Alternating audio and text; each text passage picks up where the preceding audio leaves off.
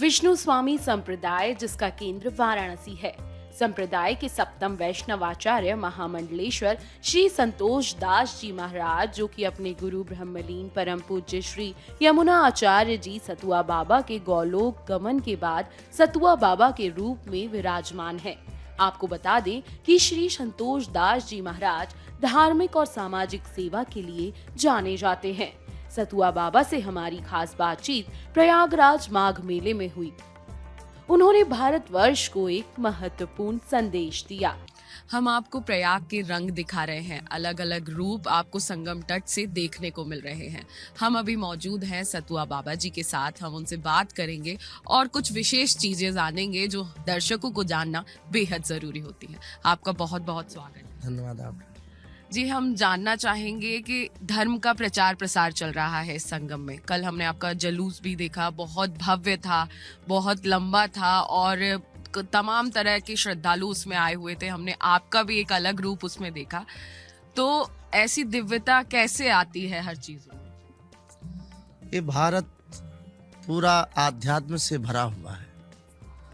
भारत एक ऐसा देश है कि जहाँ आध्यात्म की आदृश्य और दृश्य दोनों रूप में एक गंगा बह रही है। आप देखिए, आदर्श को प्राप्त करने के लिए पूरा विश्व भारत को प्रणाम करता है और यहाँ से सीखता है, क्योंकि भारत की सनातन संस्कृति ने हमेशा जीवंतता दी है और दूसरों के प्रति सोच दी है। यह भारत है कि जो किसी को दूसरे के प्रति सोचता है और दूसरे के प्रेम और दुख और सुख को अनुभूति करता है। यह प्रयागराज जो माघ मेला है, यह निश्चित ही पूरे विश्व के लिए एक बहुत बड़ा संदेश है। यह प्रयागराज प्रतिवर्ष एक माघ मेला के रूप में एक छोटा शहर बसाया जाता है। लाखों की संख्या में यहाँ लोग अपना कल्पवास करते हैं और प्रातः से आप देखे होंगे, प्रातः से सायं तक हमें लगता है 24 घंटा संगम में स्नान की जो पूरी धारा है वो चलती रहती है। वो कड़ी कभी टूटती नहीं है। इसी का एकमात्र उद्देश्य है कि आप देखें कितनी ठंड के बावजूद भी श्रद्धालु कभी अपनी आस्था को डगमग नहीं होने देते हैं। यह कल्पवास अपने आप में इतना बड़ा एक जीवंत उदाहरण देता है कि आप वेद और शास्त्र और रामायण इत्यादि में आप इसको पढ़ेंगे तो आपको लगेगा कि इसका वर्णन किस रूप से किया जाए। यह रामचरितमानस से लेके अक्षय वट, बेणी माधव इत्यादि अनेक ऐसे हमारे तीर्थ हैं जो प्रयागराज में भरद्वाज आश्रम सभी से कि उनके दर्शन मात्र, उनके स्पर्श मात्र और माँ गंगा का स्नान मात्र से ही बहुत कुछ हो सकता है। आप देखिए, प्रयागराज में ही जगद्गुरु रामानंदाचार्य भगवान का जन्म हुआ। उनकी 723वीं जयंती कल इसी प्रयागराज में मनाई गई। ये हम सबका सौभाग्य रामानंद संप्रदाय का कि हमारे जो मूल आचार्य हैं उनकी जयंती उनके जन्म स्थान पर मनाने का हम सबको सौभाग्य मिलता है। जगद्गुरु रामानंदाचार्य जी ने हमेशा एक बहुत बड़ा संदेश दिया, जो जात पाति का भेद मिटाकर एक सूत्र में पूरे समाज को जोड़ा। हमारे जगद्गुरु रामानंदाचार्य भगवान ने अपने शिष्य श्री कबीरदास, रविदास, पीपा द्वारा इतने शिष्यों को, 12 शिष्यों को बनाकर जो सर्व समाज से थे उनको एक सूत्र में जोड़ा और एक संदेश दिया। उन्होंने एक संदेश दिया, जात पात पूछे ना कोई, हरि को भजे सो हरि को होई। जो भगवान का है वो भारत का है। आज देखिए, हमारे देश के प्रधानमंत्री एक सूत्र में बांधने के लिए पूरा उनका तन और मन, धन और विचार हैं।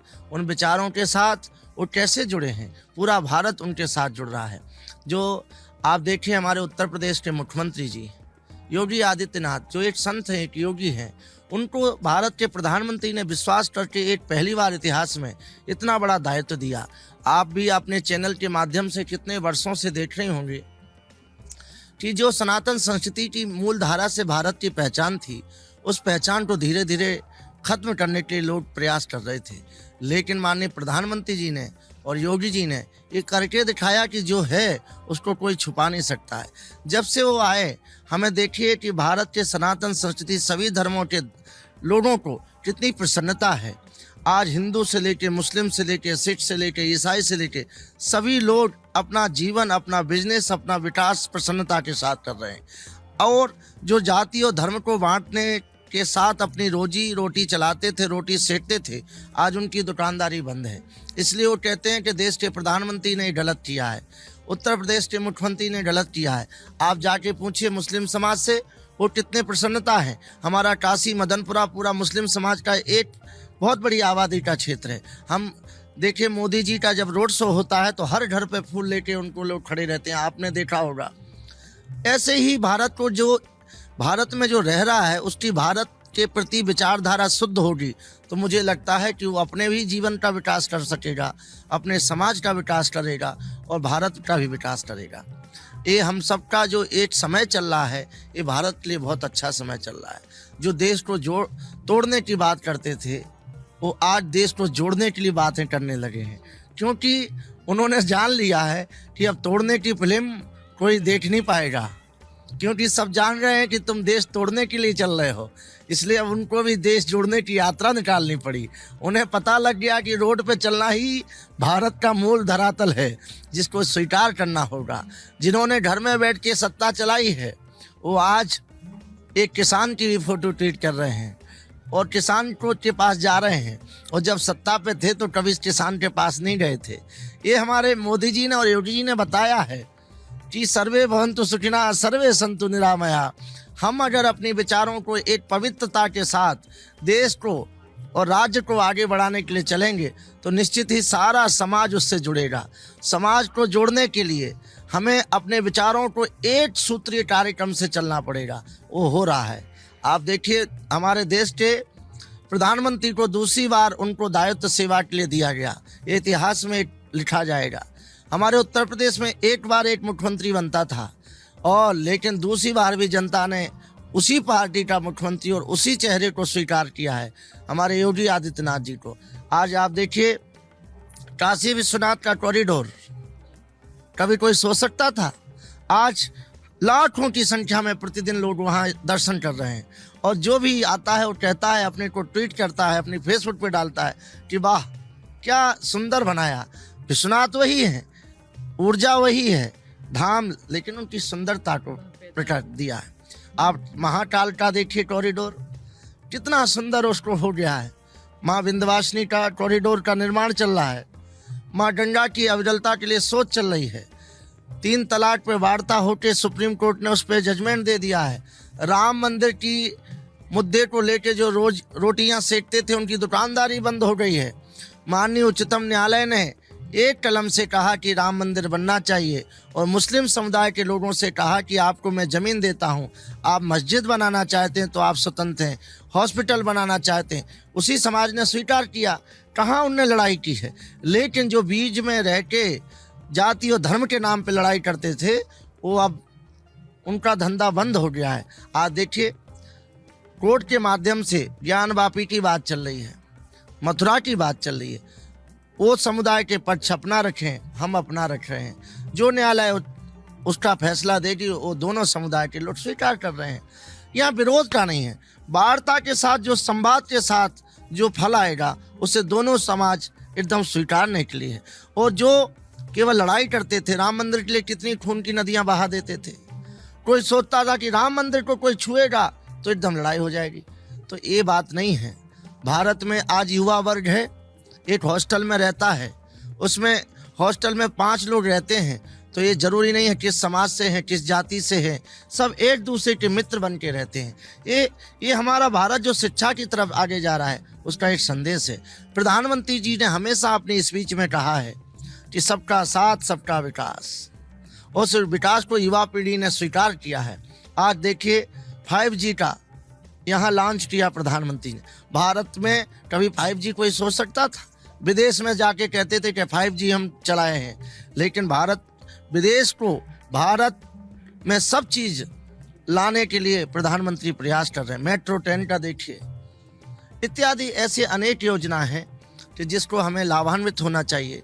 देश के प्रधानमंत्री के साथ हमें जुड़ना चाहिए। उत्तर प्रदेश के मुख्यमंत्री जी की जो सोच है सर्वे भवन्तु वाली, उसमें हमें उनके साथ उनके यज्ञ में आहुति देना चाहिए। आज माघ मेला प्रयागराज आप महाकुंभ हुआ, आप देखिए सभी समाज के लोगों को यहाँ रोजगार मिला। अगर हम कोई चीज शुद्ध संकल्प से करेंगे तो सर्व समाज को ये जीवन जीने के लिए बहुत कुछ लाभ होगा।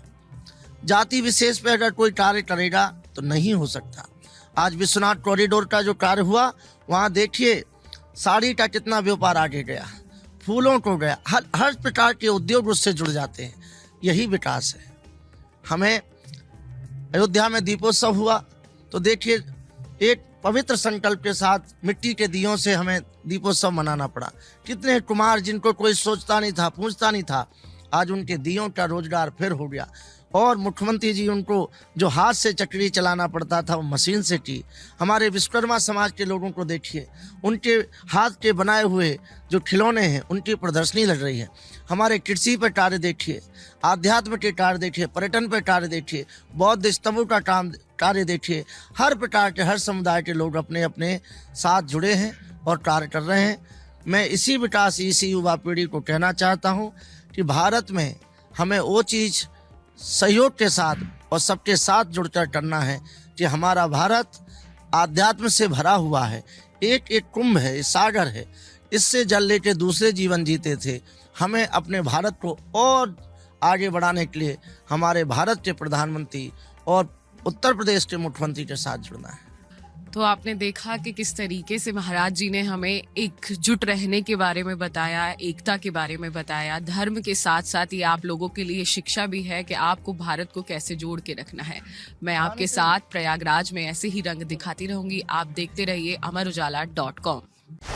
डाउनलोड करें अमर उजाला ऐप और पाएं खबरें लगातार।